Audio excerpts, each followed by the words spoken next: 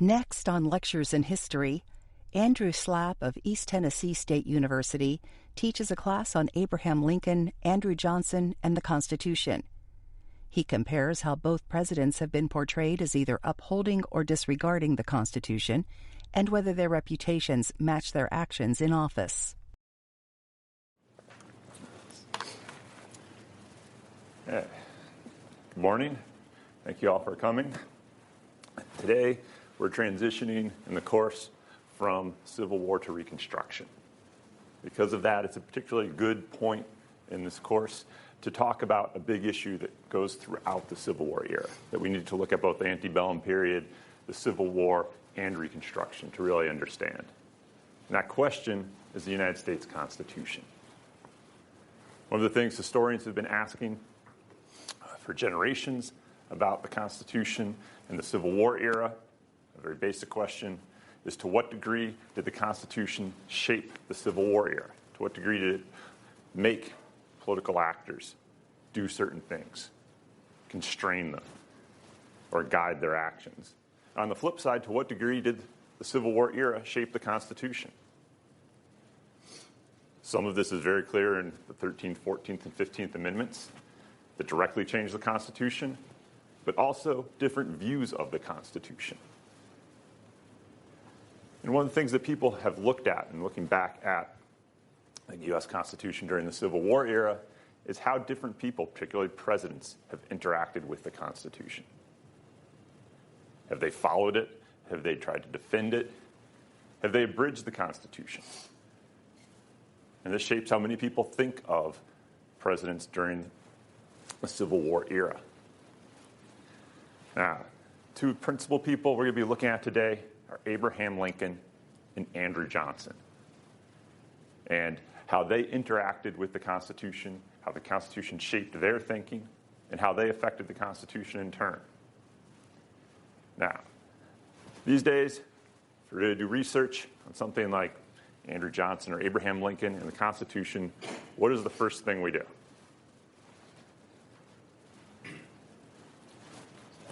What? Say that again. If you're going to do research on something these days, what do you do first? Get on the internet. Exactly. Google it, right? Yep. Go to Google. So, preparing for this, the first thing I did was Google Abraham Lincoln Constitution. This was the first result I got. U.S. news story, Revoking Civil Liberties, Lincoln's Constitutional Dilemma. And this is often how people think about Abraham Lincoln, the Constitution during the Civil War.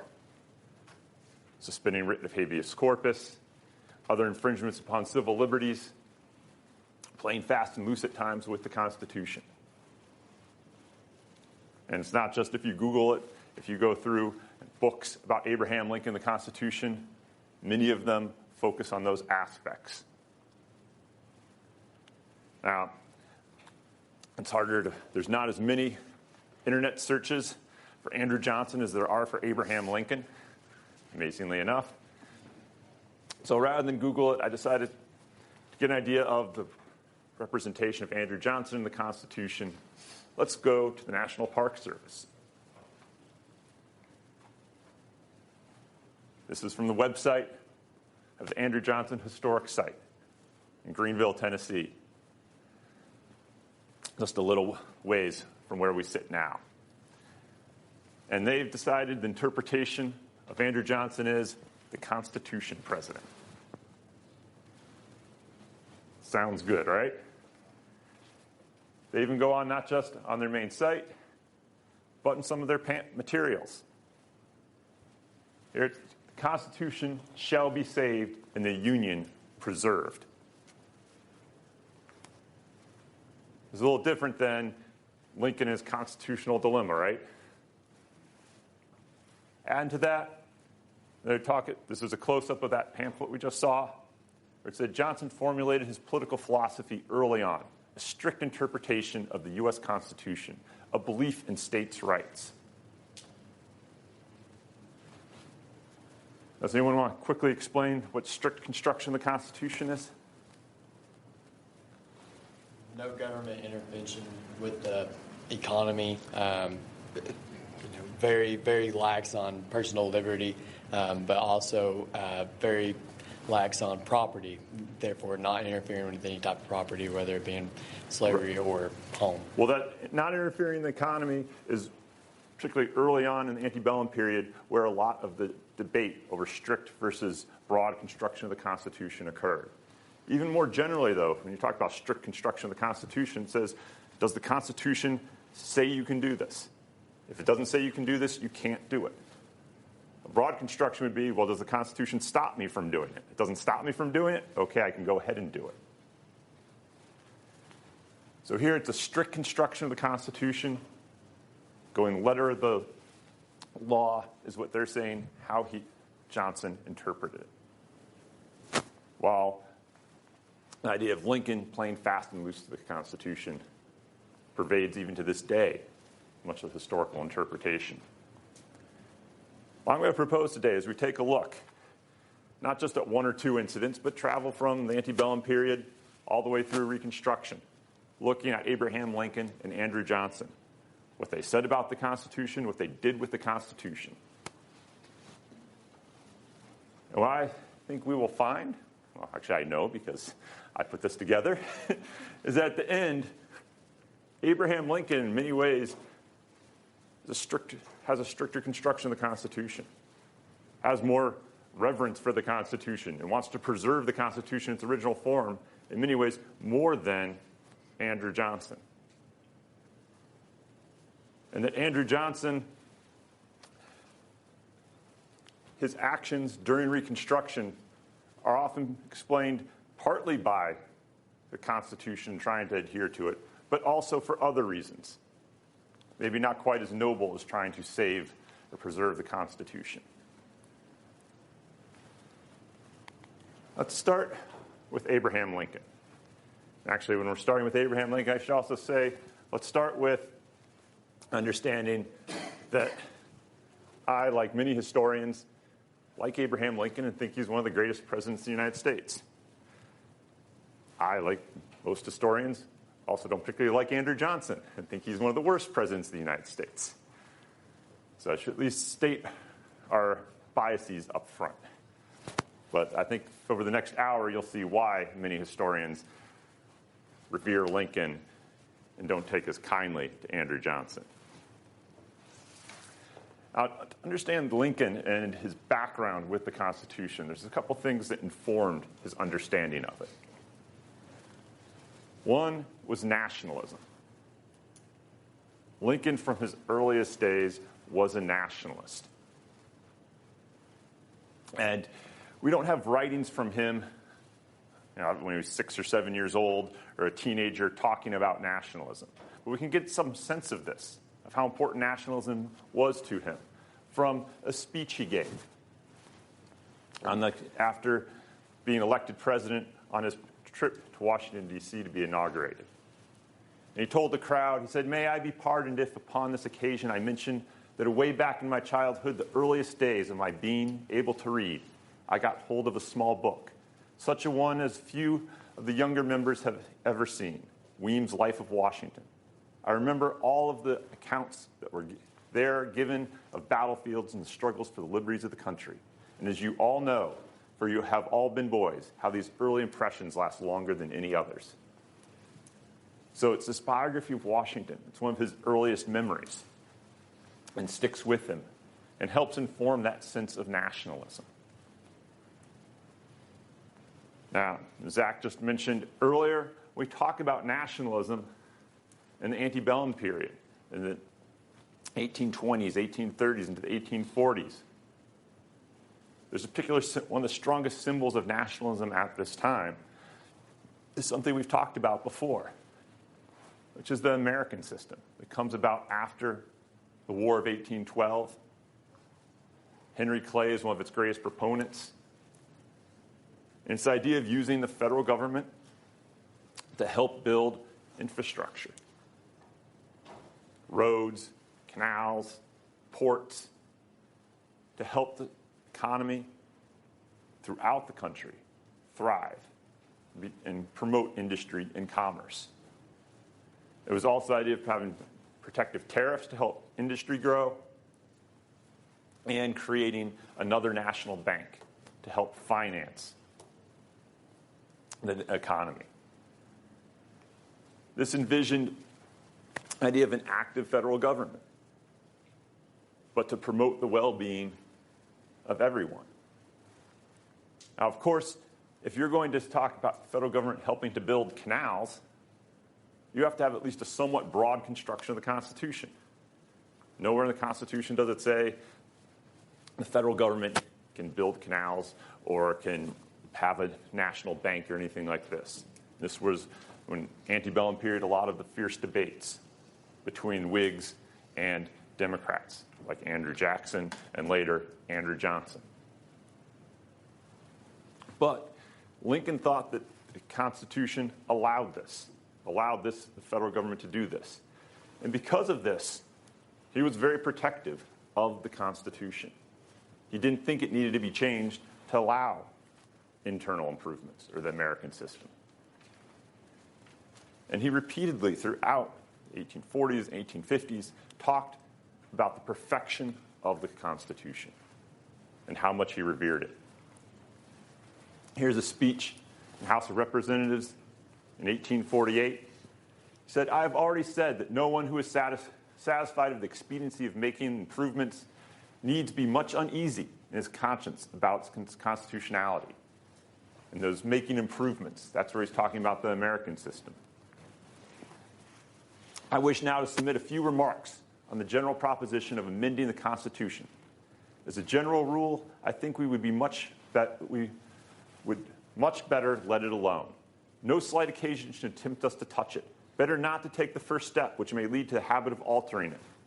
Better, rather, habituate ourselves to thinking of it as unalterable. It can scarcely be made better than it is. New provisions would introduce new difficulties and thus create and increase appetite for further change. No, sir, let it stand as it is. New hands have never touched it. The men who made it have done their work and have passed away. Who shall improve on what they did? Can't be much clearer than that, can you? Now, one thing we're going to come back to again and again today is, I'm sure most of us, most people, sometimes say something and then change our minds or say something contradictory later. So if somebody says something just once, well, maybe it doesn't mean what we think. And that's even more so the case for politicians. So often let's try to find a couple examples of this. This is 1848, nearly a decade later. Lincoln, different crowd, says, don't interfere with anything in the Constitution. That must be maintained, for it is the only safeguard of our liberties. And not to Democrats alone do I make this appeal, but to all who love these great and true principles. A decade later, in different circumstances, Lincoln is once again saying, don't touch the Constitution. Now, one of the questions about this, though, is, of course, Lincoln and the Republicans, starting in the 1850s, wanted to eventually end slavery. They're anti-slavery, wanting to restrict it with the eventual goal of eliminating slavery. And the question is, how could they argue, as he is here, saying it's the Democrats who are attacking the Constitution, when, as we've talked about before, Lincoln and Republicans accept that the Constitution protects slavery? That's where we come to this little saying. One of the top historians of this generation said, history is what the present chooses to remember about the past. And Lincoln and many Republicans at the time selectively read history to see the Constitution as actually anti-slavery instead of pro-slavery.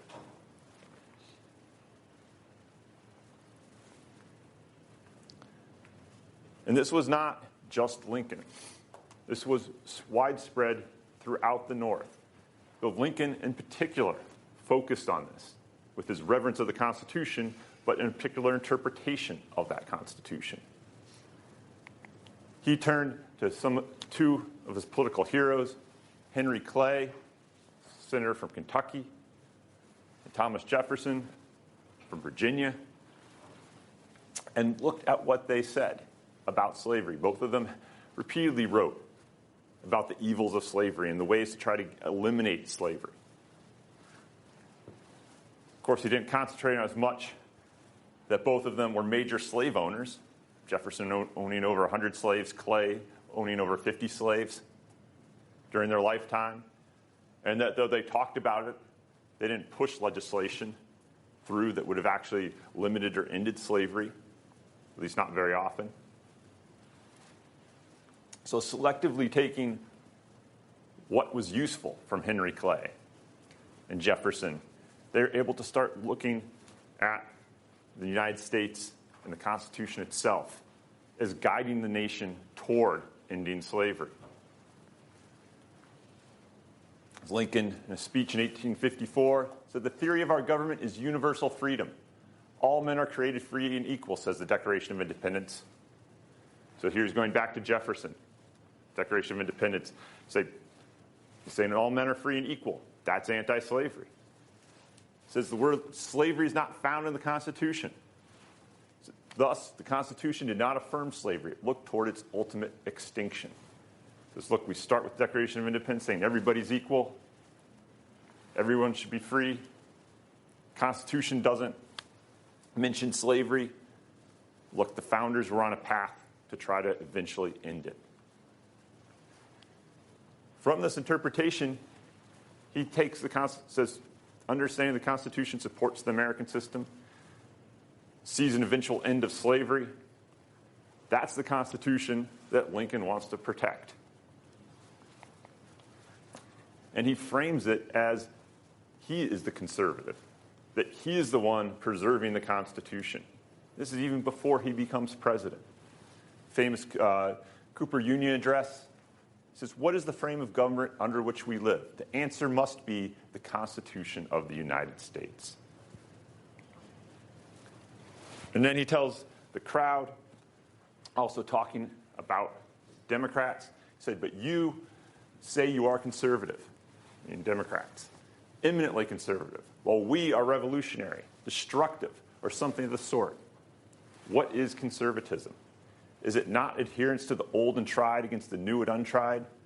We stick to, contend for, the identical old policy on the point in controversy, which was adopted by our fathers who framed the government under which we live. It said, while you, with one accord, reject and scout and spit upon that policy and insist upon substituting something new. You're laughing, Drew? Yeah. Well, what about? I don't know. He just kind of stuck it to him, but he kind of turned it back on them, saying they're the ones like saying words like "spit upon that old policy." He's I don't know. It's just very blunt, I guess. Yes, he's a good politician. Well, and he's going back and saying, look at the Declaration of Independence. Look at the Northwest Ordinance, which prohibits slavery in the Old Northwest, which eventually becomes the Midwest today, which was written by Thomas Jefferson. He said, you can find abolitionist origins or anti-slavery principles among the founding fathers. You can also find pro-slavery elements, but Lincoln here is focusing upon selectively reading those anti-slavery abolitionist sentiments and amplifying those in his understanding of the Constitution. And because he's saying that's the Constitution he's protecting. Now, this is a cartoon from 1860, just before the presidential election. You can see Abraham Lincoln walking a tightrope, the African American on his shoulders, and the balancing pole is the Constitution. And this was a tightrope he was walking of how to be anti-slavery and want the eventual demise of slavery, while at the same time recognizing that, to a large degree, the Constitution protected the rights of states to have slaves, even if eventually he thought the Constitution intended for the end of slavery. And here you can see the balance in Lincoln's approach to both slavery and the Constitution. He was firmly anti-slavery, becoming more and more abolitionist. But still, early in the war, he faced a crisis. Actually, I should say he has many, many crises in the beginning of the war. One of these, though, was made by the Union itself, one of his generals and a political rival, John C. Fremont. Fremont had been the first nominee for the for the Republicans in 1856. No one had expected him to win. He was just famous, liked campaigning. So Fremont is the first Republican nominee. Then when the Republicans take power, he's very well politically connected, and he's appointed to command the military district out in the West. Out there, he decides to issue a proclamation on his own, without consulting with Lincoln, freeing slaves of Confederates. Now keep in mind the timing of this. This is in 1861. Lincoln is worried about the border states, Kentucky and Missouri, that have slaves but had not left the Union, of keeping them in the Union.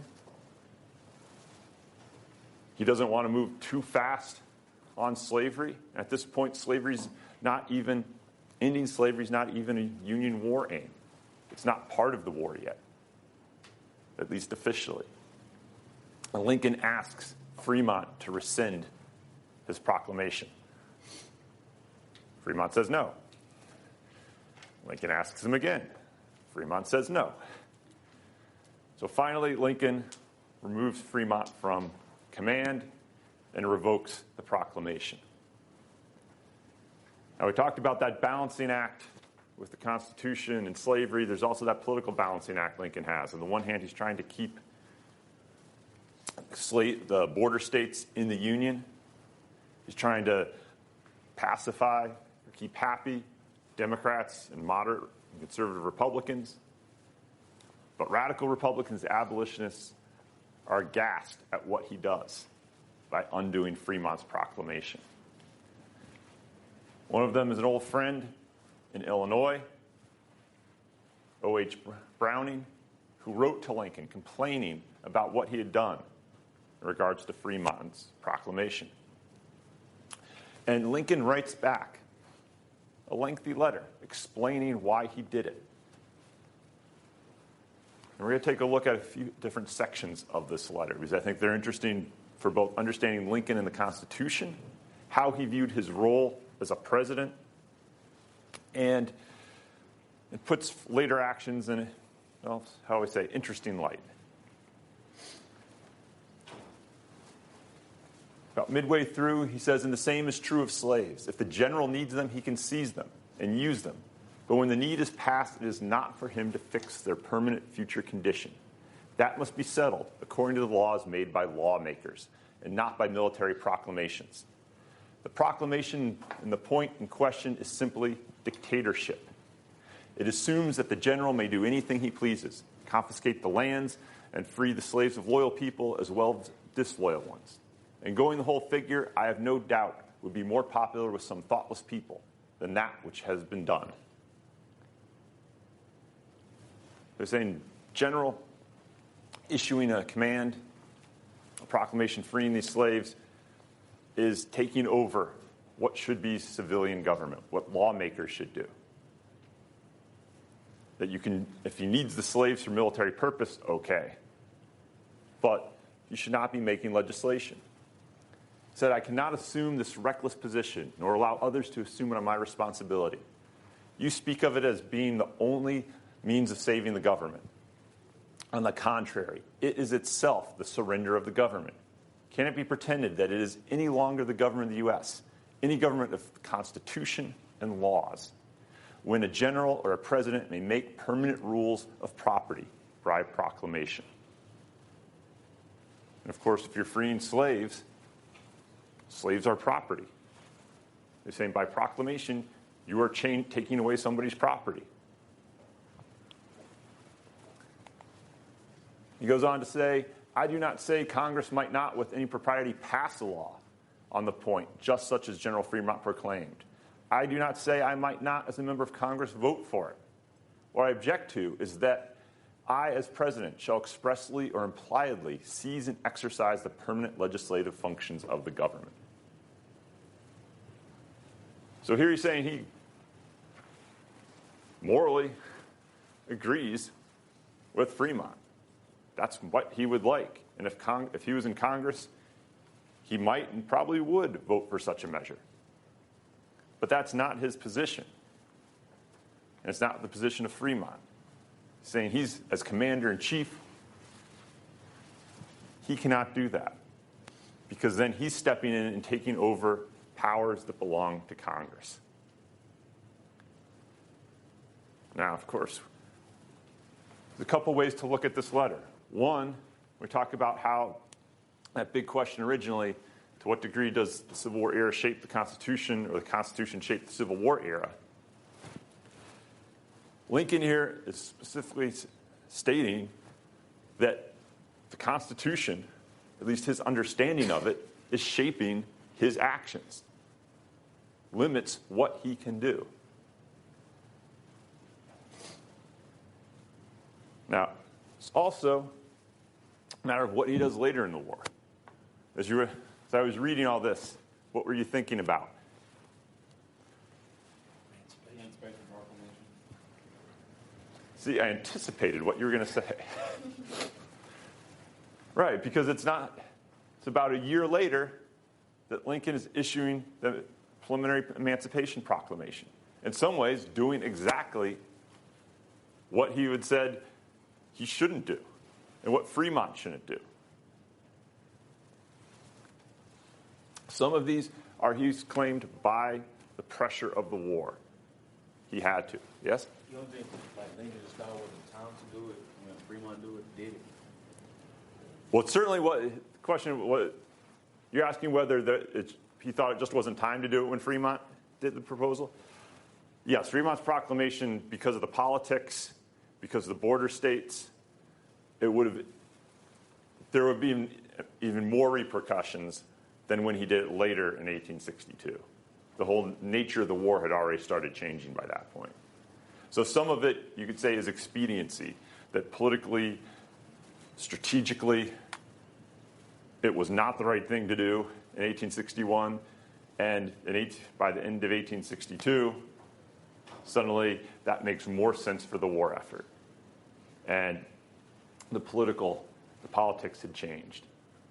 So that's certainly some aspect of it.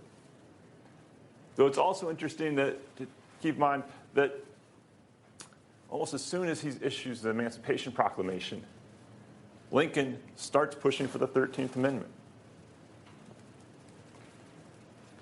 And what's the difference between the Emancipation Proclamation and the 13th Amendment?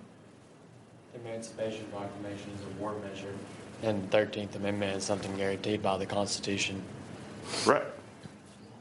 The 13th Amendment is law. That's where he's talking about, is lawmakers creating law. Part of the reason he goes... Yeah. And in the proclamation, it was just like slaves was free in states of rebellion. The 13th Amendment, it was all slaves was free. Right. But another good point you're making is that the 13th Amendment just freed slaves in places where there was rebellion. It doesn't end the institution of slavery, and were still slaves in parts that had been conquered by the Union, while the 13th Amendment ends the institution of slavery. That's one big distinction. It's another big distinction, particularly important for what we're talking about today, is in getting at the mind of Lincoln, is that he's worried, is the Emancipation Proclamation constitutional? Is this going to hold up? Could this be reversed? And trying to cement that into place with legislation by Congress, by the lawmakers, not by a general or a president acting as commander-in-chief.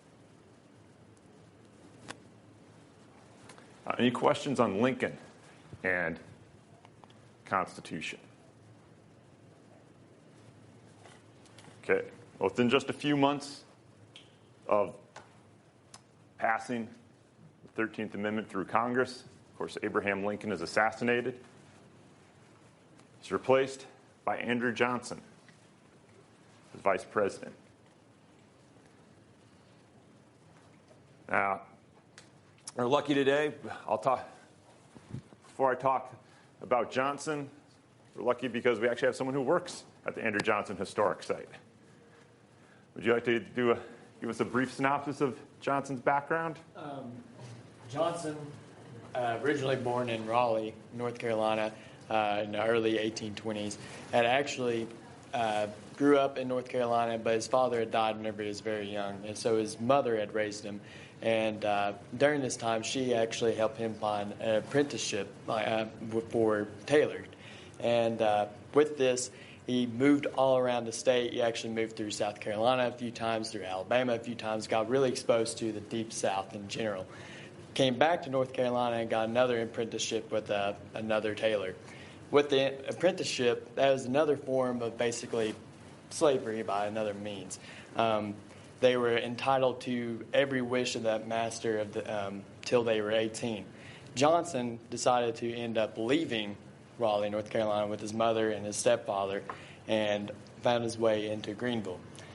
Whenever that happened, he ended up buying his own tailor shop, and ended up buying a house in Greenville, where he stayed at for, till 1857. Then he bought a new house in Greenville, which is his actual homestead.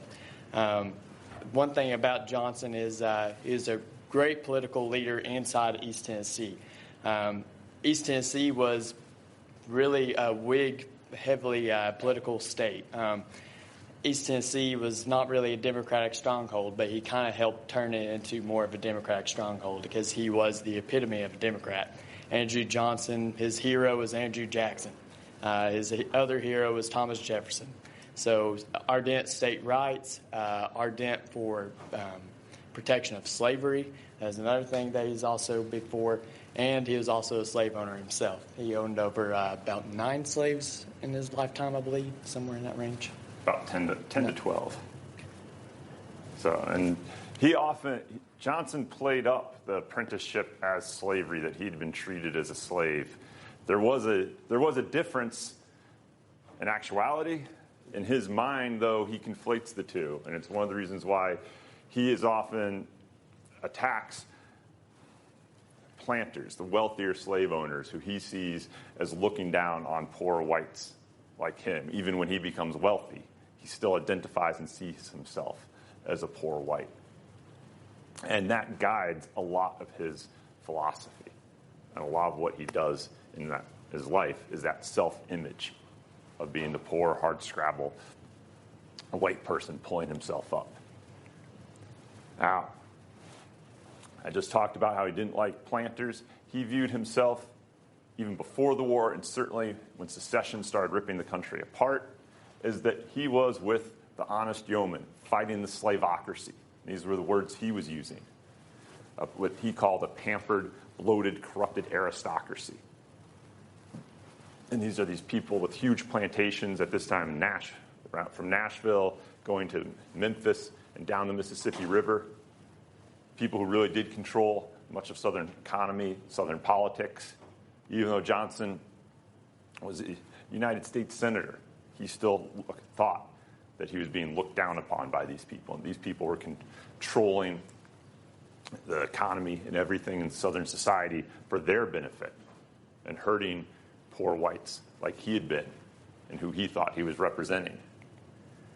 And of course, eventually, Zach was mentioning, he does rather well for himself and makes a lot of his money in property investment throughout the area, buying and selling different properties, ends up living in a rather nice home, owning 10, 11 slaves.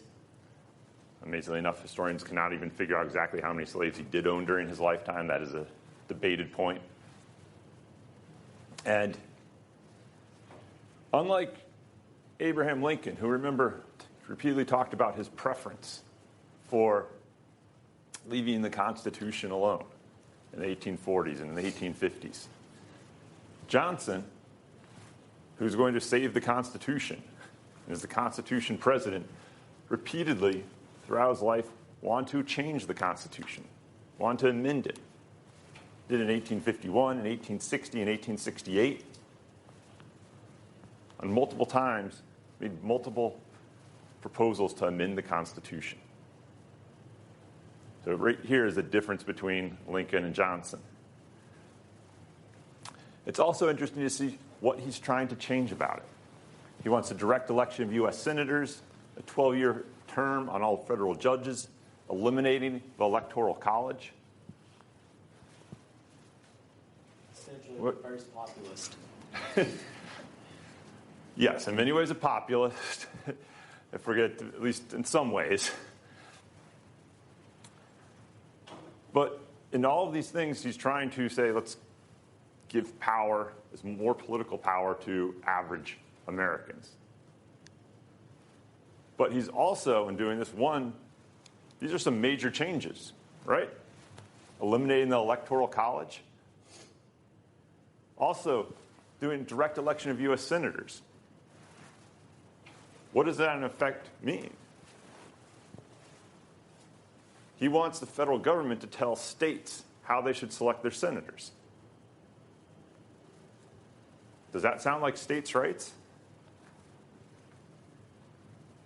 In the Electoral College, part of people are discussing it even to this day, is based on the idea of the states coming together.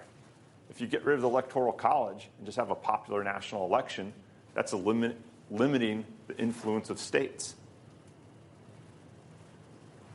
So in many ways throughout his life, Johnson sometimes is a strict constructionist and wants to save the Constitution and wants states' rights. On other times, though, it's like, let's rip up good chunks of the Constitution and change them. Let's take away power, at least in some ways, from the states, or tell states what to do. Now, of course, Johnson had been made Abraham Lincoln's vice president nominee in 1864 because he was a Democrat, so that Lincoln could run on a Union Party ticket.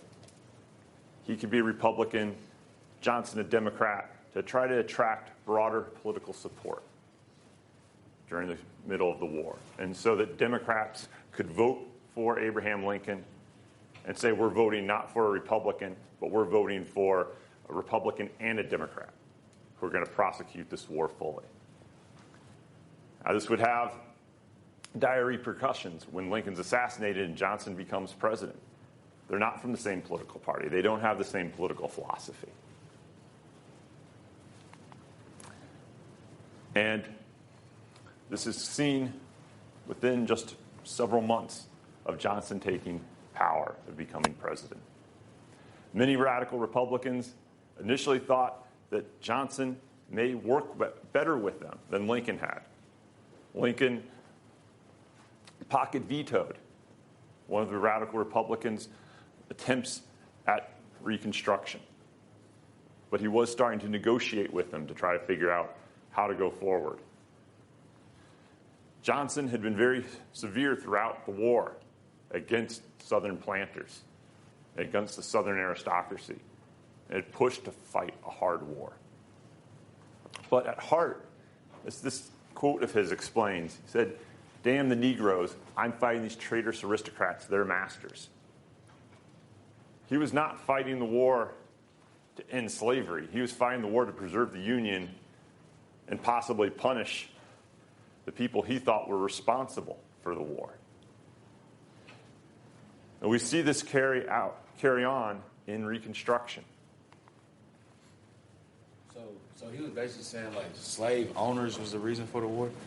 Yes. Or like slave masters was the reason for the war? Right, and not just slave owners. From his perspective, from Johnson's perspective, the people who were most responsible for the war were the wealthy planters, people who owned 20, 30, 40, 100 slaves, and how outsized political power and influence. Did you have a question, Bob? No? And remember, this is a struggle that Lincoln talked about earlier with Fremont's proposal of who is going What is the role of the president? What is the role of Congress? Lincoln had taken a great deal of power as president during war. And Congress and Lincoln had fought over that periodically. In the Fremont case, he's saying, I don't have the power constitutionally to do some of these things I'd want to do. Congress needs to do it. That's why even when he takes the step of the Emancipation Proclamation, he's still pushing the 13th Amendment to have Congress, the lawmakers, decide it. Well, Congress, after Lincoln's death, continues to try to dictate Reconstruction policy. They think that's their role, is to decide how the nation is supposed to be reconstructed. They start passing various pieces of legislation. One of the first ones is the Freedmen's Bureau Bill. Or I should say the extension of the Freedmen's Bureau. And this idea was to create an agency that was going to help African Americans adjust to freedom. Provide money for schools, provide people who can negotiate between former slaves and former slave owners for them to work together. And that's economically get jobs, to be able to help resettle them on millions of acres of land. Ed Johnson vetoes it. This came as a shock to many of the Republicans. The author of the Freedmen's Bureau Bill, Lyman Trumbull, was a moderate. It's almost the definition of a moderate Republican. He had specifically written the bill trying to keep it as conservative as possible to bring on more conservative Republicans to support it. And so Johnson would sign it. He was surprised that it was vetoed, along with many other Republicans. Now, Republicans had to go back, rewrite the bill to make it even more conservative so that it could get enough votes to override Johnson's veto. So it ended up limiting the effectiveness of the Freedmen's Bureau. And this set a pattern going on into 1866. And one of those patterns is Johnson's interaction with Congress and the vetoes. Now, some of you may notice at least the formatting. This comes from the Old Faithful Wikipedia. I don't suggest you always trust them as sources of information. They are useful, though. Wikipedia is useful for getting some charts and graphs. And this is a summary of vetoes from George Washington through Andrew Johnson. So here's the number of vetoes, or the total number of all vetoes, and the number of vetoes overridden. What do you notice? Johnson's more than double than the next man, which would be Jackson. Right, 29. Johnson is the equal of even the next two. Yeah. He's more than the next two most. Most of them get overridden. Right, and a lot of Johnson's ones get overridden. Now, it's certainly constitutional for the president to veto congressional legislation. That's in the Constitution. But Johnson is acting in a way that no previous president had done with regard to that power in the Constitution. He's acting in a rather radical, revolutionary way compared to all previous presidents. And what he does is consistently vetoing congressional attempts at Reconstruction. First, the Freedmen's Bureau Bill, a civil rights bill, trying to guarantee civil rights for African Americans and all other people in the United States. And eventually, Congress decides it needs to be even more aggressive in Reconstruction. What they turn to is Article 4, Section 4 of the Constitution, which says the United States shall guarantee to every state in this union a republican form of government. Now remember this, we're going to be coming back to this very language, because lots of different people use it for different purposes during the Civil War era. What this means is that the federal government is supposed to, that it's the federal government's responsibility to make sure that every state, whether it's Tennessee, Massachusetts, or California, has a Republican form of government. Not an oligarchy, not despotism, but a Republican form of government. And Charles Sumner, senator for Massachusetts, said that that clause, that section of the Constitution, is a sleeping giant. Never until this recent war awakened, but now it comes forward with a giant's power. There's no clause in the Constitution like it. There are no other clause which gives to Congress such supreme power over the states. So you'd think this is something Andrew Johnson would hate, talking about using this clause of the Constitution to give power to the federal government over the states. And he does hate the way Congress decides to use it. Congress uses that clause to pass in 1867 the Military Reconstruction Acts. Divides the former Confederacy up into 5 different military districts, puts generals in charge, and said that the civilian governments put into place under Andrew Johnson after the war were not Republican in form. That the way they were treating African Americans and Unionists meant that these states weren't Republican and that there needed to be federal control until they could establish those Republican forms of government. Johnson vetoed, not surprisingly, the Military Reconstruction Bill. And he said that he felt, this is according to the Andrew Johnson site in Greenville, Tennessee, felt the Military Reconstruction Act was an unconstitutional extension of federal power into areas of state jurisdiction, and that this would lead to despotism. In his veto message to Congress, he says, I submit to Congress whether this measure is not in its holy character, scope, and object without precedent. Keeping this in mind, he's saying this is without precedent and without authority, in palpable conflict with the plainest provisions of the Constitution. Invasion, insurrection, rebellion, domestic violence were anticipated when the government was framed, and the means of repelling and suppressing them were wisely provided for in the Constitution. And finally, the Constitution also forbids the arrest of the citizen without judicial warrant, founded on probable cause. This bill authorizes an arrest without warrant at the pleasure of a military commander. So he's complaining here about this act that he's vetoing, and some of his reasons why is, one, there's no precedent for this. There's no precedent for this military and federal occupation and running civilian governments. And that this authorizes arrest without warrant at the pleasure of a military commander. So he says this is why he's doing it.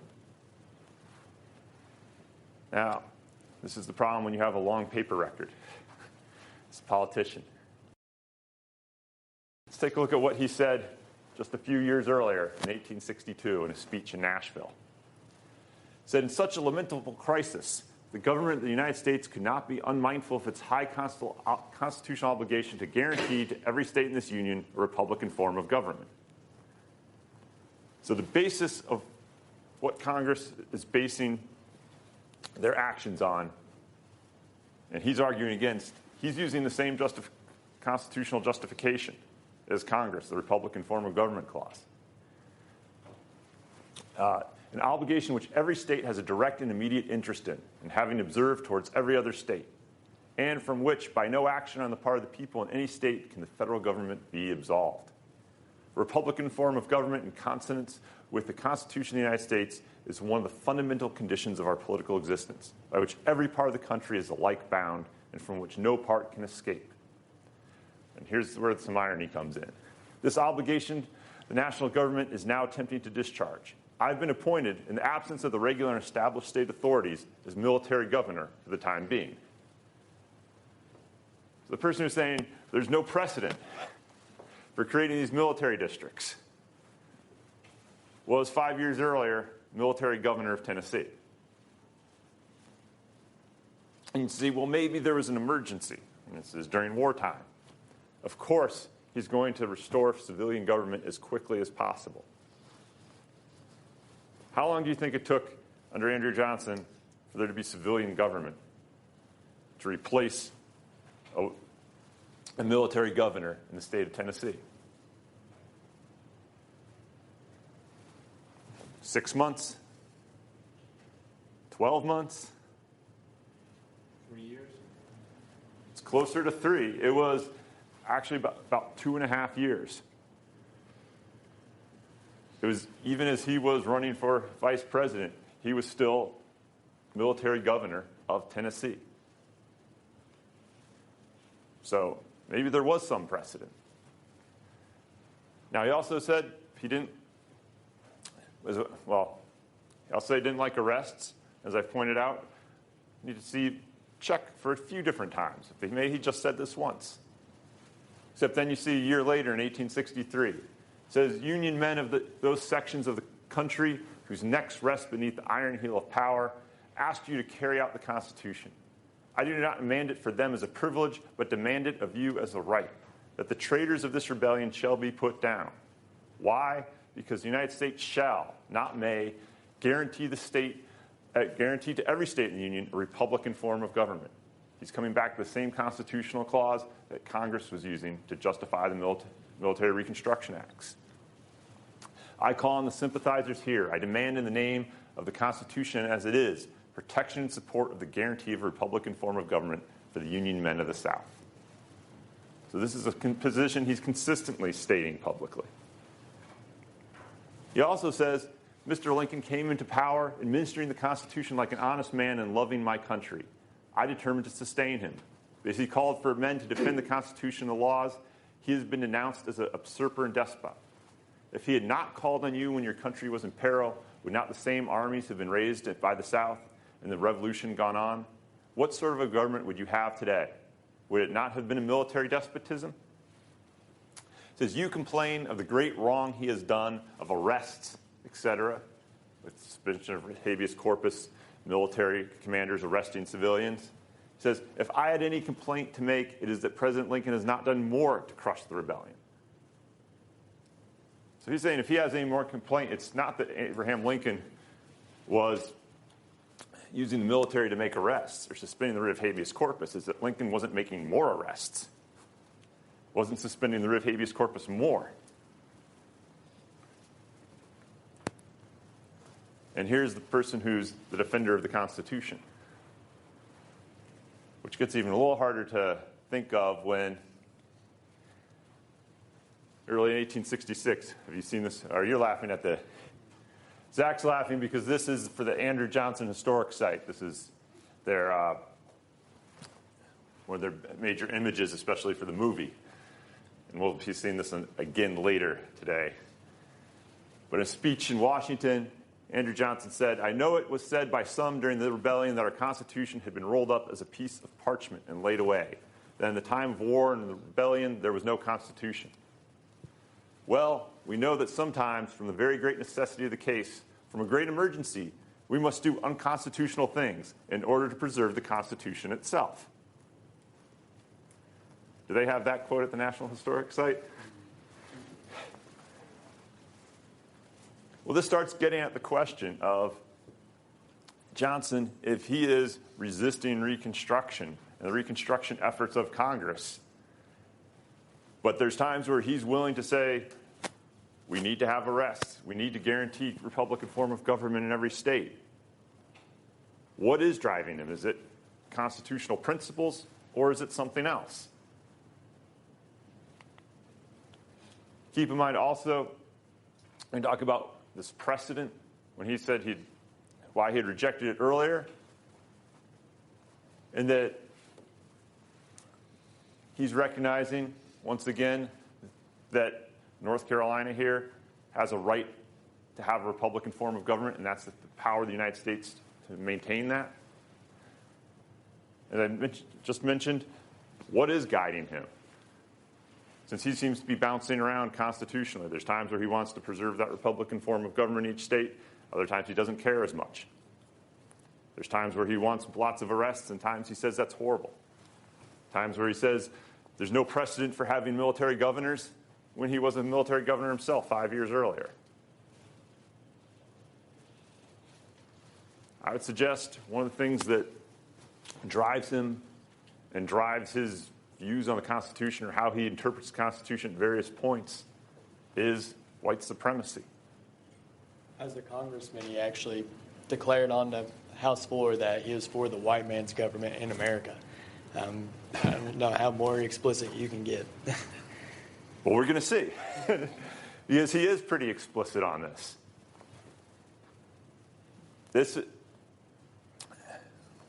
In 1866 and 1865, one of the biggest debates is African American suffrage nationally, but also specifically in Washington, D.C., because that was a place the federal government controlled. So if Congress wanted, and the Republicans in Congress wanted to give African Americans the right to vote, they couldn't necessarily do that in South Carolina or Massachusetts without passing a constitutional amendment. But they could do it in Washington, D.C. A group of abolitionists led by Frederick Douglass met with Andrew Johnson, trying to talk with him about getting suffrage both broadly throughout the nation, but also in Washington, D.C. Frederick Douglass had thought the meeting had gone fairly well.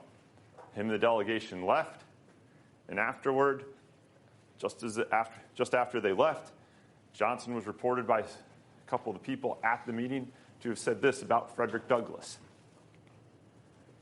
Those blank sons of blank thought they had me in a trap. I know that blank Douglass. He's just like any other blank and would sooner cut a white man's throat than not. Pretty explicit, right? Maybe it's just a one-off. Well, Congress voted to give African Americans the right to vote in 1866. Johnson vetoes it. He's explained, said entirely, and this is his words. Johnson says, entirely disregarding the wishes of the people of the District of Columbia, Congress has deemed it right and expedient to pass the measure now submitted for my signature. It therefore becomes the duty of the executive, standing between the legislation of the one and the will of the other, fairly expressed, to determine whether he should approve the bill, and thus aid in placing upon the statute books of the nation a law against which the people to whom it is to apply has solemnly and with such unanimity protested, or whether he should return it with his objections in the hope that upon reconsideration, Congress, acting as the representative of the inhabitants of the seat of government, will permit them to regulate a purely local question as to them may seem best suited to their interests and condition. What he's saying here is local white people around Washington, D.C. don't want African Americans voting. And that Congress should be responsive to them, and that it's his job to step in because Congress isn't listening to local concerns. This all sounds fairly reasonable, right?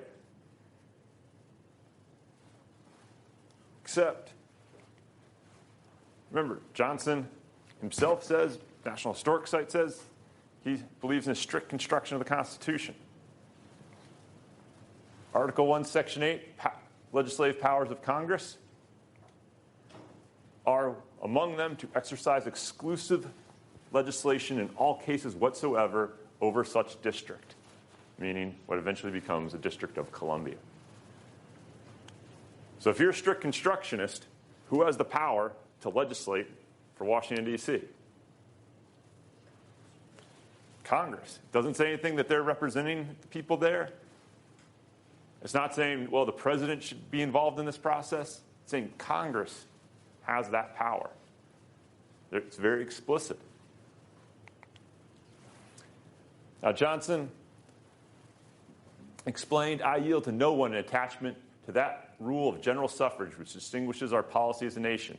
But there is a limit, wisely observed hereto, which makes the ballot a privilege and a trust, and which requires of some classes a time suitable for probation and preparation. To give it indiscriminately to a new class, wholly unprepared by previous habits and opportunities to perform the trust which it demands, is to degrade it and finally to destroy its power. For it may be safely assumed that no political truth is better established then such indiscriminate and all-embracing extension of popular suffrage must end at last in its destruction. What is he saying here?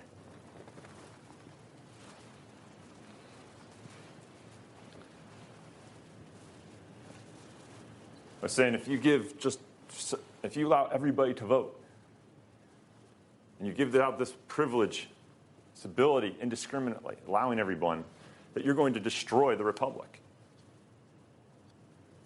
And that here you're giving this, as he says, a new class, not prepared to vote. Just suddenly allowing them the power and privilege of voting is going to destroy things, destroy the government. Now, of course, who is he referring to in that class? He's referring to African Americans. Now, the irony here, of course, is, as Zach said at the beginning, who is his hero? Andrew Jackson. Right. And what is Andrew Jackson, even the age of Jackson, one of the things it's best known for? White supremacy. Well, white supremacy, but also universal white male suffrage. In the space of just a few years, many states allowed, before people had to have property restrictions or had to pay a certain amount of taxes, started opening up the ability to vote to all white men. So by political philosophy, he believes, sure, all white men should vote. And they made that change rather suddenly. But if it's now African American men, well, they're not prepared for it.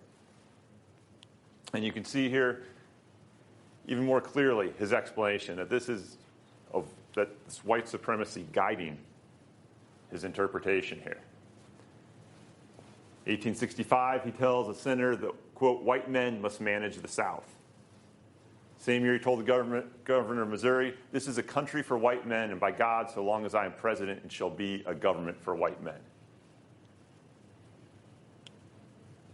He's being pretty clear here, right? Of course, when I presented at Andrew Johnson's site in Greenville and said Andrew Johnson was a white supremacist, I was told, well, those are harsh words. We really shouldn't say those things about him. I said, he says those things about himself. And this is 1867. Johnson wrote to Congress that the subjugation of the states to Negro domination would be worse than the military despotism under which they suffer now. So he says it would be worse to give African Americans the right to vote. That's worse than having what he considers military despotism.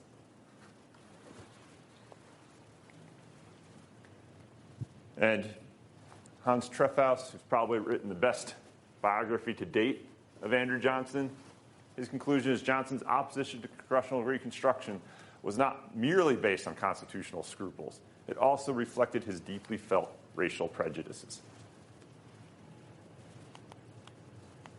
And throughout the first couple of years of his presidency, Johnson, as we saw earlier, vetoes over 24 pieces of legislation. He took many other steps to try to obstruct laws passed by Congress and tries to regularly interfere with the military and Congress and civilian agencies trying to implement Reconstruction. According to another historian, the President of the United States was consciously and determinedly following a program designed to nullify congressional legislation through the power of executive implementation. So where Lincoln is very conscious and cautious about trying to step into the bounds of what should be Congress's role, Johnson here is regularly, through both, just not through the veto, but through appointments and other means, trying to subvert what Congress is doing with regard to Reconstruction. One of the Republican congressmen said, if the House and Senate by a 2/3 vote pass a bill over the veto, it becomes a law. And until it is repealed by the same authority or annulled by the Supreme Court, the President of the United States has but one duty, and that is to obey it. And no consideration or opinion of his as to its constitutionality will defend or protect him in any degree. The argument here, or I should say the argument, I think at the National Historic Site, is, well, Johnson wasn't implementing some of these laws that Congress passed because he thought they were unconstitutional. But where in the Constitution does it say that's the president's role? to determine the constitutionality of laws or actions. Zach's just shaking his head no. Right. Article 2, Section 3, the president shall take care that the laws be faithfully executed. That was his job. And he was not doing that. And to a large degree, that's why Congress eventually impeaches Andrew Johnson. And it's only through back-channel negotiations when Johnson agrees that he will stop interfering in congressional reconstruction and Congress's efforts to pass legislation and make sure that it's actually enforced, that he is not removed from office. And a lot of this is because far from defending the Constitution or being the Constitution president, he was one of the presidents who ran the most afoul of it, of not seeing himself as the executive, this Constitution says, but trying to dictate the laws in the course of the government rather than allowing Congress to do its job. Now, we saw this earlier, when the same slide, when we talked about the Republicans selectively reading and interpreting the Constitution as anti-slavery. Well, the same thing happens continually, right? Even today, we're deciding how we're going to remember the past. In what ways does it serve us? And this, we've seen before, for the National Park Service, Andrew Johnson, Defender of the Constitution. This is a sign that Zach recognized right away. And what do you see in this cartoon? This is from the 1860s. See, it's Andrew Johnson here. He has the U.S. Constitution in his hands. Seems to be a good image, right, for Andrew Johnson, Defender of the Constitution. Put it on the shelf. Putting it on the shelf. He's putting it back. He's not following it. Well, we'll see. This is we say it's how we choose to remember things and why you should always explore, study on your own, do more research. I was surprised several years ago when I was looking for images and saw this contemporary cartoon, but realized that this had been cropped for this. This is the one that actually ran in the 1860s. It says a little boy would persist in handling books above his capacity, and this was a disastrous result. So cropping it here, Johnson, Defender of the Constitution. You take a look at the whole cartoon. It's a very different impression of what people thought of Johnson and the Constitution at the time. Not that he was a defender, but that he did not understand the Constitution. It was above his ability, and that he was acting in unconstitutional ways, and thus getting hurt by it. And this is different than people at the time and later often viewed Lincoln. Though now in the last couple of generations, it's Andrew Johnson, Defender of the Constitution, is how people at the historic site have chosen to defend him and portray him. And it's Lincoln. If you do read popular history, while might be a great president, had issues with the Constitution, with suspending habeas corpus and the like. I think if you actually take a look at how both talked about the Constitution and their actions throughout their presidencies, even more broadly throughout their political lives, in many ways, Lincoln is actually the one who's more a defender of the Constitution, doesn't want to amend it, who is being forced to do things he doesn't want to do because of the Constitution, like forcing Fremont to repeal his proclamation. And it's Andrew Johnson who says he's a strict constructionist, but is often doing things that the Constitution explicitly or not doing things the Constitution is saying he explicitly should be doing, like executing faithfully the laws passed by Congress. And so that hopefully you've seen today that the normal portrayal of Johnson and Lincoln in regard to the Constitution, maybe it should be flipped a bit. I hope this also encourages everyone, not just when we're thinking about the Constitution or the Civil War era, but also thinking about history in general, of trying to continue doing research and exploring, not just taking what you see at a National Historic Site or what you happen to be told in a classroom. Always question it and look for something more. Okay, thank you for being a good class today, and I'll see you next Thursday.